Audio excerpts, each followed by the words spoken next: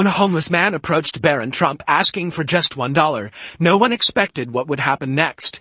What started as a simple act of kindness would spark a national movement, reunite a broken family, and change lives forever. The city's heartbeat was relentless. Cars honked, pedestrians weaved through the streets, and the hum of conversations filled the air. On the corner of Broad Street and 17th Avenue in Cleveland, Ohio, a man sat slumped against the wall of an old convenience store. His clothes were worn, layers that barely kept the biting winter wind at bay. Beside him, a cardboard sign read, "Anything helps. God bless." His name was Leonard, though most people didn't care to know it. At 42, he had been living on the streets for nearly a year, a series of misfortunes stripping him of everything he once held dear. Each day was a gamble. Sometimes a passerby would toss a few coins his way, but more often they hurried past, avoiding his eyes. Leonard adjusted his beanie and shivered. He watched as shoes of every kind passed him, high heels, sneakers, polished loafers. Then, out of the corner of his eye, he noticed something different. A pair of pristine white sneakers stopped just feet away from him. They weren't just expensive. They were the kind only someone truly young and privileged would wear. Leonard glanced up, his curiosity piqued.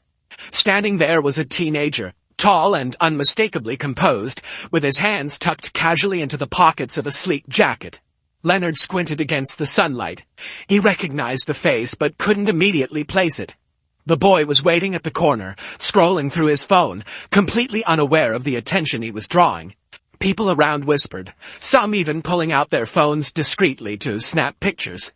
Leonard hesitated. He wasn't one to approach anyone unless they made eye contact first. But something about the boy's demeanor struck him. He wasn't in a rush like everyone else. There was an air of quiet observation, a calmness that seemed out of place amidst the city's chaos. Taking a breath, Leonard spoke up, his voice dry from the cold. "Hey, young man," he called, forcing a smile. "Can you spare $1?" The boy froze mid-scroll, his head tilting slightly as if to confirm he'd heard correctly. Slowly, he turned to face Leonard, his expression unreadable. For a moment, the world around them seemed to slow down. Leonard braced himself for rejection. He was used to it. But what happened next was anything but ordinary. "What do you need it for?" the boy asked, his voice calm but firm. The question caught Leonard off guard. It wasn't rude or dismissive, but there was a weight to it, as if the boy genuinely wanted to know. Leonard's throat tightened. He hadn't expected a conversation. "Well," he began, rubbing his hands together for warmth. "A cup of coffee would be nice. Maybe a sandwich if I'm lucky." His voice faltered. There was something unsettling about being questioned, but there was no malice in the boy's tone, just curiosity. The boy stepped closer, his phone now forgotten in his pocket. Leonard could feel the stares of others, the silent judgment of people wondering why someone like this kid would waste his time on a man like him. Leonard wanted to shrink away, to avoid the embarrassment, but the boy's gaze held him there. "What's your name?" the boy asked. "Leonard," he replied, his voice barely above a whisper. The boy nodded slightly, his brow furrowing as if he were processing something far beyond the moment. "I'm Barron," he said simply. There was no arrogance, no sense of self-importance in his introduction, just an unexpected sincerity. The hum of the city returned, but something in that exchange was different.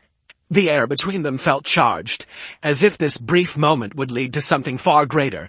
Leonard shifted uneasily on the cold pavement, unsure how to respond. Barron's presence was unlike anything he had encountered before.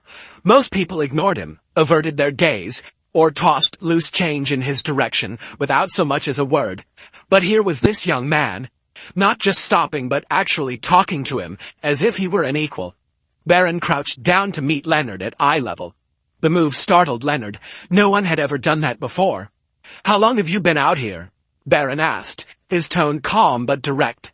Leonard hesitated. Sharing his story wasn't something he usually did. People didn't care about the why, only the spectacle of his misfortune. But there was something disarming about Barron's demeanor. "Almost a year now," Leonard admitted. "Lost my job after the plant shut down. Then my health took a turn, couldn't keep up with rent." He paused, swallowing the lump in his throat. It's been downhill ever since. Barron listened intently, his eyes narrowing slightly, not out of judgment but focus. It was a look Leonard wasn't used to, a mix of curiosity and concern, as if the teenager were piecing together a puzzle in his mind. Leonard noticed the quiet tension growing among the crowd around them. People were watching, whispering. Some even paused, their curiosity piqued by the unusual sight of the young Trump heir crouched on the sidewalk beside a homeless man. "What about family?" Barron asked. Leonard's jaw tightened, and he shook his head. "Don't have much of that anymore. My folks passed years ago. My brother, well, we haven't talked in ages." He chuckled bitterly. "Not much left to lose when you've already lost it all." Barron was quiet for a moment, as if weighing Leonard's words carefully. Then, without breaking eye contact, he reached into his pocket. Leonard's pulse quickened. He had asked for $1, just one. But Barron's movements suggested something different. When his hand emerged, he wasn't holding a single bill, but a crisp $100 note. The sight made Leonard blink in disbelief. "Here," Barron said, extending the bill toward him. "This should cover more than coffee." Leonard stared at the money, stunned. For a moment he couldn't move. It wasn't just the amount. It was the gesture itself. "Are you serious?" Leonard finally managed to ask, his voice cracking. "Why would you do that?" Barron shrugged lightly. "Because I can." The simplicity of his answer left Leonard speechless. But before he could respond, Barron leaned in a little closer. "But listen," he added, his voice dropping to a softer tone. "This isn't just about the money. I want you to promise me something." "What's that?" Leonard asked, gripping the bill like it might vanish. Barron's expression shifted, becoming more serious. "If I help you today, you've got to help yourself tomorrow. Deal?" Leonard felt a lump rise in his throat. The words hit harder than he expected.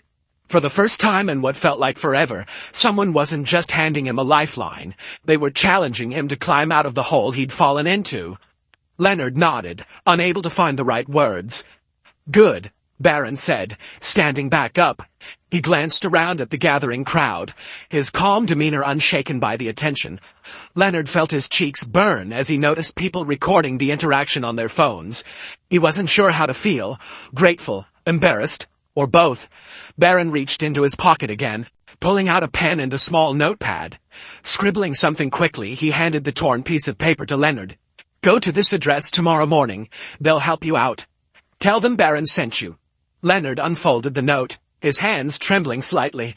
It was the address of a local shelter and resource center, one he'd heard of but had always been too proud, or too ashamed, to visit. "I'll make sure they're expecting you," Barron added, his voice unwavering. The air around them seemed to shift as Leonard clutched the paper and the money. It wasn't just kindness. It was hope, a fragile, flickering light in a world that had long been dark. And somehow Leonard knew this was only the beginning.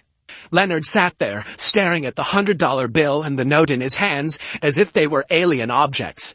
His mind raced, caught between disbelief and cautious hope. Barron didn't leave immediately.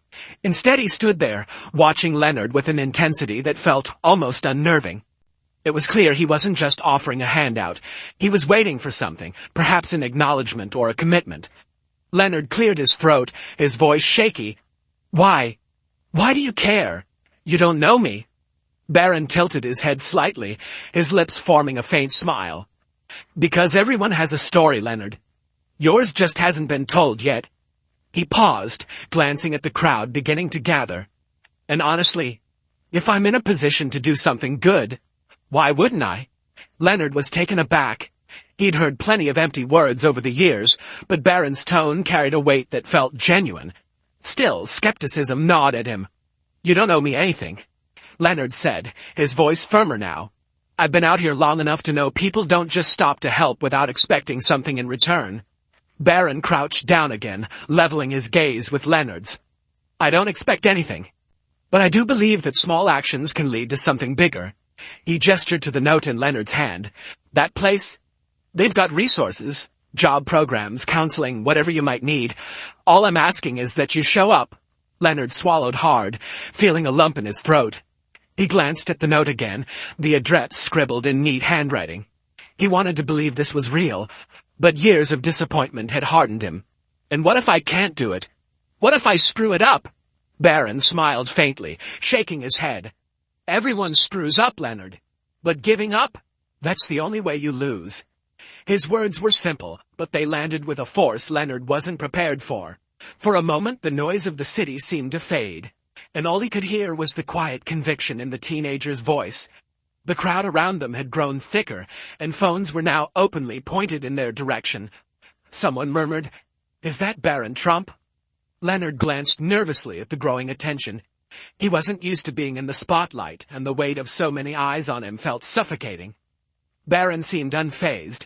If anything, he seemed to thrive under the pressure, his calm demeanor contrasting sharply with Leonard's unease. "Ignore them," Barron said softly, as if reading Leonard's mind. "This is about you and me right now. No one else matters." Leonard felt a strange sense of relief wash over him. For the first time in a long while, he didn't feel invisible. Someone saw him, really saw him, and cared enough to listen.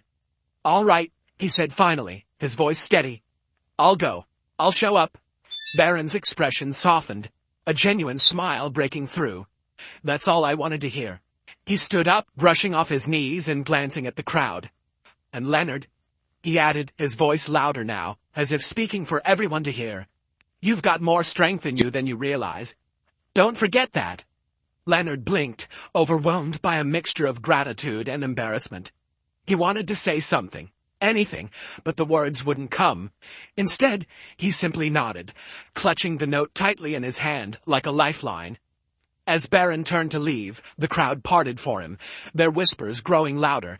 Leonard watched him disappear into the city, his figure blending into the stream of people. For the first time in years, Leonard felt a flicker of something he thought he'd lost. Hope. And as he looked at the note again, he realized this was the first step toward reclaiming his life. The next morning, Leonard stood outside the address Barron had given him. It was a modest brick building on a quieter side of Cleveland, its entrance marked with the simple sign, Hope Outreach Resource Center. A small stream of people filtered in and out, some carrying grocery bags, others looking as uncertain as Leonard felt. He clutched the note in his pocket, his fingers tracing the edges as if to remind himself this wasn't a dream. The $100 bill was still tucked safely in his jacket. Part of him wanted to save it, to hold on to the generosity as proof that yesterday had really happened. But another part, the part of him that Barron's words had stirred, whispered that it wasn't just about the money. It was about the chance to start over. Taking a deep breath, Leonard stepped inside.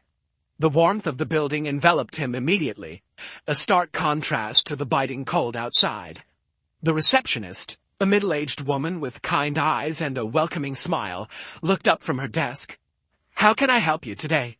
Leonard hesitated before pulling out the note and sliding it across the counter. Barron sent me, said I should come here." Her eyes flicked to the paper and a knowing smile spread across her face. You must be Leonard. We've been expecting you." She stood and motioned for him to follow. "Come on, let's get you started." The next few hours passed in a blur. Leonard met with a caseworker who listened to his story without judgment, outlining a plan to get him back on his feet. They set him up with a temporary bed in their shelter, arranged for a doctor's appointment to address his health issues, and even connected him with a job training program. It was overwhelming, but for the first time in years, Leonard felt like the pieces of his life were being picked up and carefully put back together. Later that evening, as he sat on the edge of his cot in the shelter, Leonard replayed the events of the past 24 hours in his mind. The kindness of a stranger, the offer of help, the simple act of being seen. It all felt surreal. He thought about Barron's words, about the promise he had made to help himself. It wasn't going to be easy, but for the first time Leonard believed it was possible. Meanwhile, outside the shelter, Barron's gesture had begun to ripple far beyond what either of them could have imagined. A video of their interaction, taken by a bystander, had gone viral overnight. It spread across social media like wildfire, with headlines praising the young Trump heir's unexpected act of generosity. The footage showed Barron kneeling beside Leonard, handing him the money, and speaking words of encouragement that had struck a chord with millions. Some called it a publicity stunt, while others argued it was a rare display of genuine compassion from someone in a position of privilege. Regardless of the debates, one thing was clear. The video had captured something raw and powerful. People from all walks of life began reaching out to Hope Outreach Resource Center, offering donations and support, inspired by Barron's actions. Leonard had no idea his story was now at the center of a national conversation. He was too busy focusing on the steps ahead, attending his first counseling session, filling out job applications, and learning to believe in himself again. As Leonard lay down that night, the weight of the past year seemed a little lighter. Somewhere out there, the young man who had stopped to help him was making waves, but Leonard's focus was simple. Take it one day at a time and honor the promise he'd made. By the end of the week, Leonard began to notice subtle changes, both within himself and in the world around him. At the shelter, staff members treated him with a kindness he hadn't felt in years. They offered not just practical support, but also encouragement, reminding him that his story wasn't over yet. Word of his journey had spread quietly within the shelter community. Others who had been struggling in silence came up to him, inspired by his willingness to take the first step. "If you can do it, maybe I can too," one man had said, giving Leonard a pat on the back. The gesture, simple as it was, filled Leonard with an unfamiliar sense of pride. Outside the shelter, however, Leonard's story was no longer quiet. The video of his interaction with Barron Trump had exploded across social media, racking up millions of views in just a few days. News outlets picked up the story, dissecting every detail. Commentators debated whether Barron's actions were genuine or performative, while viewers around the country shared their thoughts online. "Privilege with a purpose," one tweet read. "This is how you use it for good." Another user posted, "It's sad that kindness like this is so rare it shocks us, but kudos to Barron for showing us it's possible." Leonard learned about the attention when a staff member at the shelter showed him the video. Watching himself on screen, Leonard felt a strange mix of emotions: embarrassment, gratitude, and something he couldn't quite name. He barely recognized the man in the video, the hollow eyes, the defeated posture. It was a reminder of how far he'd fallen and perhaps how far he could rise. Meanwhile, Barron stayed silent about the growing buzz. He refused interviews, avoided public statements, and ignored the online noise. To him, this wasn't about basking in praise. It was about Leonard. Behind the scenes, Barron quietly ensured that the shelter received substantial donations, enough to expand its programs and help even more people like Leonard. The video sparked a larger movement. People across the country began sharing their own acts of kindness, tagging them with hashtags like #KindnessChallenge and #PayItForward. Local organizations reported increases in donations, and volunteers stepped forward in droves, inspired by the simplicity of Barron's gesture. For Leonard, the ripple effect became more personal. One evening, as he sat in the shelter's common room, he was approached by a man who looked oddly familiar. "Leonard?" the man asked hesitantly. Leonard squinted, trying to place the face. Then it clicked. "Paul?" he said, his voice trembling. It was his younger brother, the one he hadn't spoken to in over a decade. The two men stared at each other, the weight of lost years hanging between them. "I saw the video," Paul admitted, sitting down beside him. I didn't know things had gotten so bad for you. I should have reached out sooner." Leonard shook his head, fighting back tears. "It's not your fault. I didn't exactly make it easy for anyone to find me." Paul placed a hand on Leonard's shoulder. "Well, I'm here now, and I'm not going anywhere." The reunion was bittersweet, a reminder of what had been lost, but also of what could still be rebuilt. For Leonard, it was another step toward healing. Not just his circumstances, but his relationships and his sense of self. As the weeks went on, Leonard began to see his story less as a tragedy and more as a testament to resilience. And though he still had a long road ahead, he carried with him a renewed sense of purpose, fueled by the kindness of a stranger who had given him more than money. He had given him hope.